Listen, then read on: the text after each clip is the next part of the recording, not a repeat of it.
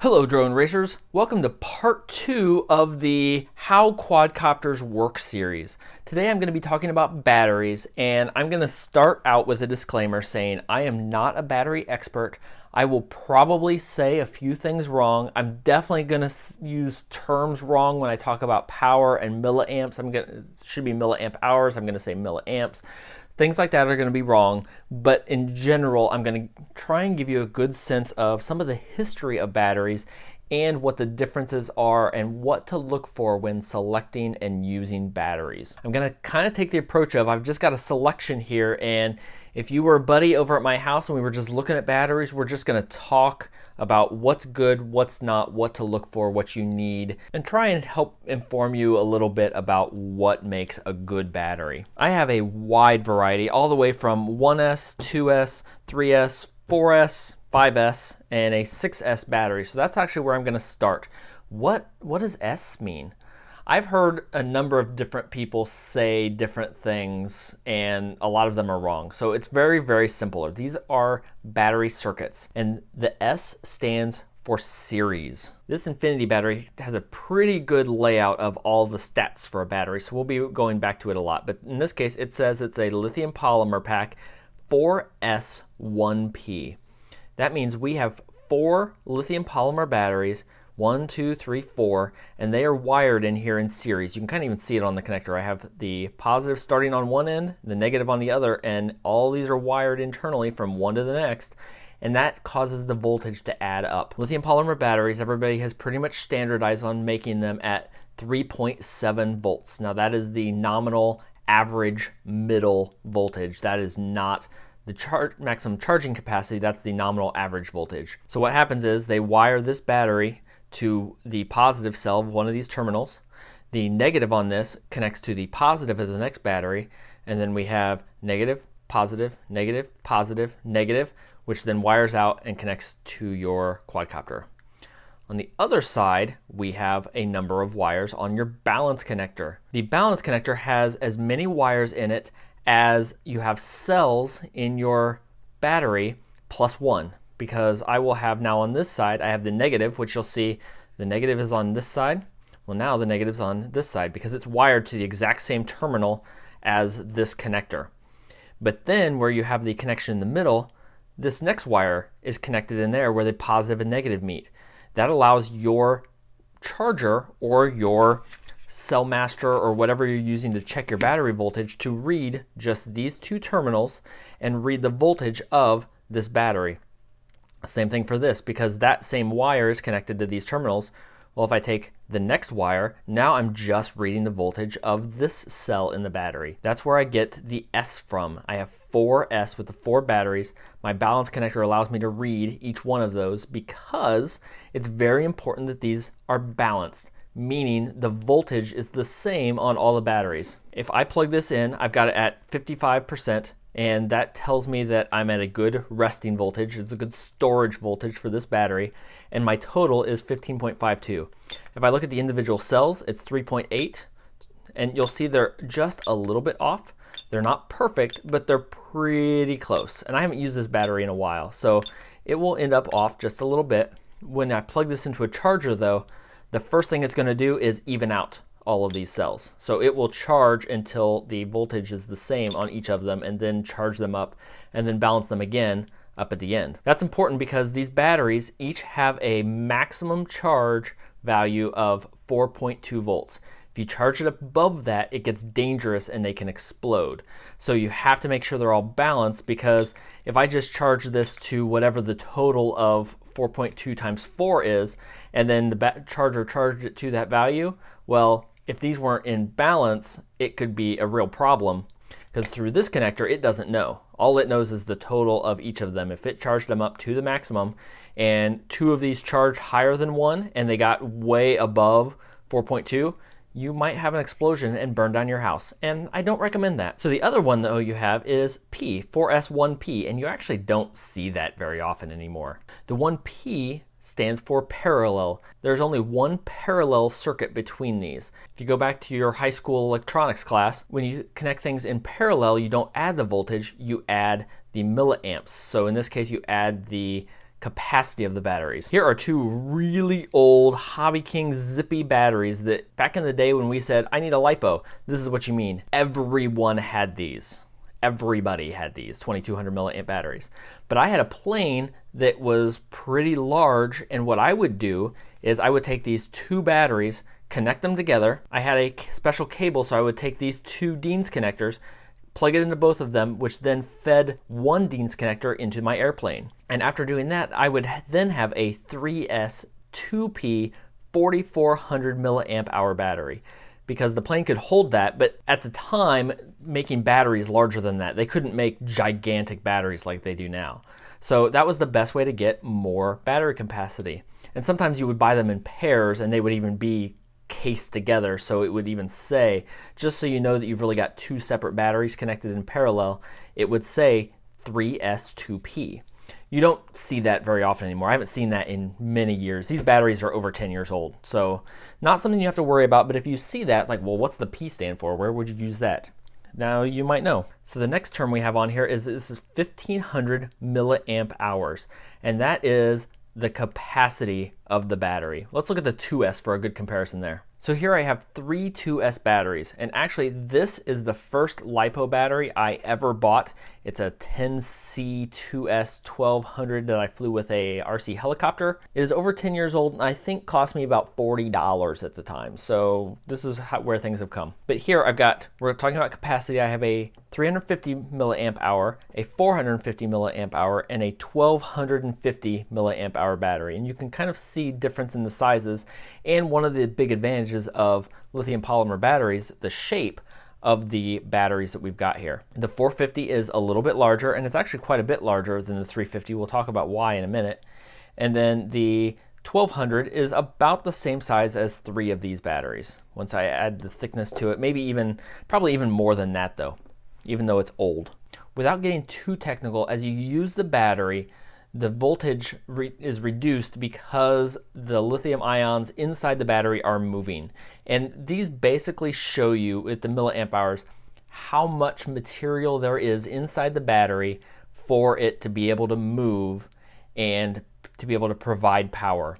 It shows you about how much power you can get out of the battery within the usable range. So from 4.2 down to probably 3 volts is what that's measured on. I'm actually not sure about that. And a larger battery will generally provide more power. Here I have a 1500 milliamp and a 1300 milliamp hour battery, and you can see the 15 is a little bit longer. It's a little bit heavier. It's a little bit bigger. Not a lot. It's not double the size, but it's a little bit bigger. So that's a pretty good side-by-side comparison to see that. It's not quite as straightforward though with these, because these have vastly different qualities to them. Part of that being the C ratings. This is a 35C battery, this is an 80C battery, and this is a 10C battery. It's a very low output battery. This one though, it's nice, it actually explains what that means right there on the pack, which they don't do anymore. So maximum continuous discharge is 12 amps. Well, how does it figure that out? There's a 1250 milliamp battery, and it's 10C. So if you take 1250 times 10, you get 12,500 milliamps, and divide that by 100 to get amps, you get 12 amps, 12 and a half-ish amps. So that shows you how to calculate at maximum amperage output of a battery. It's just your milliamp hours times your C rating. So this one is a 450 and it's an 80C battery. So we have what, 36 amps? Yeah, 36 amps. So it's, even though it's smaller, it actually can output a whole lot more power than this larger battery, because it is a much, much, much higher C rating. And you can believe it on this because these are some of the best batteries I own. This one is a little bit smaller and it's only 35C. So there we're back to about 10 amps. What you're flying really makes a difference on how much output you need. So technically, this battery and this battery could be used on this same quadcopter that had the same requirements, had the same power requirements, the same motors, and if it was enough for, it wasn't more than 10-ish amps, it would be fine. This one though will fly about 3 times longer. This one will fly about the same length of time as this one if you were on that same quadcopter. But if you are on a very high power quadcopter, which a lot of them are now, this will actually be able to handle that power output. This one will heat up and become damaged. That's where the C rating comes in. The problem is it's not consistent. It's very, very hard to compare. Here's where it gets really complicated because I have two 4S batteries. They're both 70C, but one of them is 1300 milliamp hours and the other is 1500 milliamp hours. That doesn't affect just how long they'll fly because this one has a higher capacity. It also affects the maximum amperage draw that you can put on the batteries without damaging them. This one, if you calculate it out, can supposedly draw 104 amps. This one can draw 120 amps. Is that enough to make a difference? It depends on your flight and what you're flying. What it will mean is this one will probably be a little bit cooler when it lands because it has the capacity to output power faster. And it kind of makes sense if you look at the batteries and think of it just as a fuel gauge. If both of these batteries are full and say I take out 1000 milliamp hours at the same time, well, I've drained this one down all the way to here and just have 300 milliamp hours. This one though, I've only taken 2/3, so it has nearly half the capacity left, which means I'm not drawing on it as hard over that same time period. This isn't factoring in weight though, because this battery is also heavier, meaning it will cause the quadcopter to have to work harder. So this is a constant balance of figuring out what is appropriate size-wise. 1300s used to be the most common over the last couple of years. 1500s are becoming a little more common just because people need that extra oomph, and some other technologies are coming out that are making the batteries a little bit lighter. The other thing to keep in mind for C ratings here is they're all a lie. These are China Hobby Line batteries, and these are very inexpensive, cheap batteries. These are not high-end racing batteries, and they say they're 70C.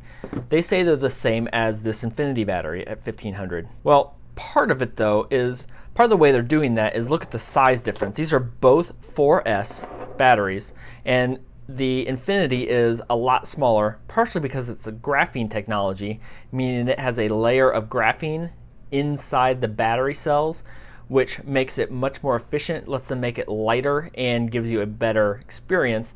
And it also makes the overall battery lighter. The Infinity battery has been very good for me, and I have a very positive experience with it, and I believe the rating on that much better. Another one is my 6S Pulse battery. Pulse makes some of the best batteries out there. This one says it's 75C, and I believe the values on this one. Here's one more, 100C China Hobby Line. I don't care. I will trust the Pulse 75C will be able to output power better than the 100C China Hobby Line. Now I have a lot of China Hobby Lines because they're cheap, and most of the flying I do dinking around outside, it doesn't really matter. If I'm racing though, I'm gonna want one of these because I believe they can actually output the power that they need to. Here are two newer technologies that people are using now to get even better use out of their lipos. This is an LIHV. It's technically still just a lipo, but it's a high voltage lipo. So the maximum voltage for a lipo cell is 4.2 volts. However, the high voltage is rated to 4.35 volts. It doesn't sound like a lot, but it really adds up over time, especially in a race, the first couple of laps. If you're doing a 3-lap race, having a higher voltage than everybody else can really give you an edge and a lot of extra power, because the kV of a motor is a rating on how many revolutions it'll do per volt. The more volts you have, the faster your motors will spin, the faster you will go. And if you are capped out at a 4S battery per the rules, well, this is a way to kind of get around that. Also, this one comes as a 100C battery, so it will be able to displace its volts very quickly. So this has been a really good battery for me. Another way people are doing it is with a graphene battery. So this is a graphene tech battery. These aren't true graphene batteries by the strict sense of the new term, but these are supposed to have a layer of graphene which separates the cells internally. I'm not going to get into the really deep technical aspects of it, but I will tell you the experience that most people have had with these is with the graphene batteries, it will hold its voltage much longer. You'll stay at a higher voltage for longer on the pack, but once it drops very, very quickly. So you have to be careful with them because you'll be going very strong, and it's very easy to damage your batteries because the voltage will drop and go below the minimum recommended amount very quickly. But for racing, you're usually not getting to that last part. So if you can stay at a higher voltage longer, that can help you a lot. Lastly, we're going to cover the connectors that you use for this, and there's a whole bunch of them, so we'll try and go through them pretty quick. First up, on the smallest side, is the Micro JST PH 1.25. 1.25 millimeters is the distance between these pins. This is the connector that a lot of tiny whoops use, including the Inductrix and the Inductrix FPV and the King Kong Tiny 6. I don't like these batteries. I don't like this connector. I have a whole video that I go through replacing these because the problem is there's such little surface area that you can't get a really good connection and pass much power through them. I don't recommend using these if you can avoid it. And instead, for the tiny whoops, for most of them, I recommend the next option, which is the Micro JST PH 2.0. This connector is 2 millimeters apart, but more importantly, there's a much larger surface area inside here when you plug it in for contact and power transfer, which makes a really big difference. I went from these, and I was getting a 1-minute flight with my quadcopter, to this, changing nothing else, just the connector, and tripled the flight time. There were other problems with that drone, but just making that one connection made a humongous difference. This is what the Eachine E10 series use for the most part, except for the S. We'll talk about that in a second, and is a great option for your tiny whoops. The third tiny whoop option is this, which I usually hear called a loci connector. It's kind of a T-shape, you can see here. I believe the surface area is about the same as the 2.0 connector, but this is what the E10S quadcopter use that I really, really like. It uses this connector, and some of the others do as well. I think the power transfer is about equivalent to the 2.0. That's just my opinion. Might be a little bit better. For the most part, you don't see this as often. When you do, though, it's a fine option for a tiny whoop, as long as you're not with the 1.25. After that, you get into the 2S and small 3S batteries, and they will be in common with generally one of these two connectors. Most of them will have this still, which is just called a JST connector, or red JST, I hear it called. There's probably some other fancy term for it, but I don't know what that is. You'll find this on a lot of the small brushless quadcopters now still, and on a lot of the 2S's and some 3S's, but really, hopefully you don't. This is a really old connector. It's been around for a long time, and it's not bad, but it's been greatly improved by the XT60 connector. This is the one you want on most of your drones, unless it's really, really small, and the additional weight would actually make a difference because there is a lot more to it. I mean, we're talking a little bit of weight in the grand scheme of things, but it's enough that it would make a difference, and it's heavier connector. I will have this on my higher end 2S batteries like this. And actually, if you get one of these now, I'll have the link for several of these batteries down below. This actually comes with both options. So the new one that you order has both of these connectors, so it makes it a great option. You can use it with just about anything you've got. But this is designed, it's an XT30, to be able to pass 30 amps, which is generally plenty for these smaller drones.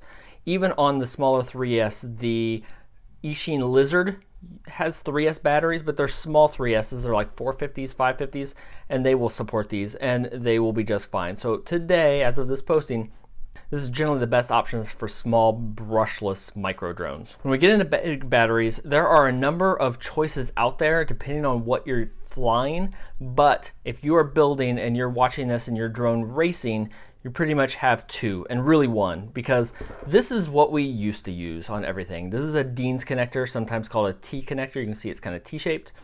And these are what everybody used for everything for a long time, until we started pulling more and more amps and they started melting. To replace it, we got the XT60, which over the last few years is just ubiquitous, that everybody uses on everything, whether it's 3S, 4S, 5S, or even 6S. And there's questionable whether this is even big enough for a 6S connector, but everything is using the XT60 connector. If you're flying 250s, really if you're flying like 160s or higher, you're probably going to be using an XT60 connector on it.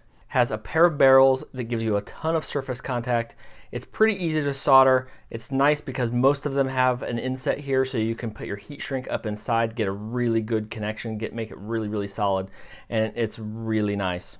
Here's a quick tip. If you have your XT60 connector here and it's too tight or too loose, the problem isn't generally the plastic here, it's generally these pins. So you may need to squeeze these pins on your drone side together a little bit, or actually stick a screwdriver in there and space them apart just a little bit, because that's what really controls how tight that connection is. And you can see here, this is the XT60, this is the XT90. I don't actually have anything that uses this. I think the helicopter guys are using this now, where they have the big 9S batteries or 12S batteries or whatever they're using. It's ridiculously large. I believe they're using these XT90 connectors, and it is humongous. But so far today, we don't have any of these on our micro drones, on our racing drones. So that's something that may come up in the future. We may start getting more of those. But for today, the XT60 is the connector you're going to see the most. This one is yellow, and this is what you usually see, but we do have some others. This is another XT60. It's exactly the same, and it's black. So that one's fine. But then sometimes you get what is called an SY60. It is completely compatible, and I think it's probably a licensing thing that makes it different. But it makes it so it's totally integrated. The shape just is a little bit different. Probably a little harder to put in backwards, but overall it's just interchangeable and you don't have to worry about it. I've never seen an SY connector on the other side, because if you did that, you would not be able to plug an XT60 into that. But if you have an XT60 connector for this side, on your drone, the SY60 will plug in just fine. If you found this useful, give this video a like and leave a comment down below with where do you stand on buying batteries? Do you get Pulse Racing, the best kind you can possible? Cheap China Hobbyline.us batteries?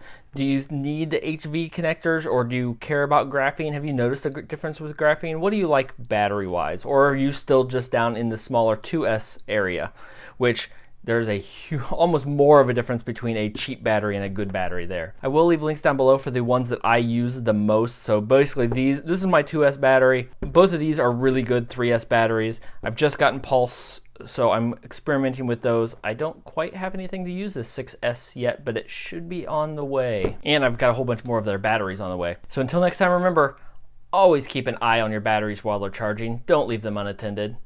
Please don't burn down your house.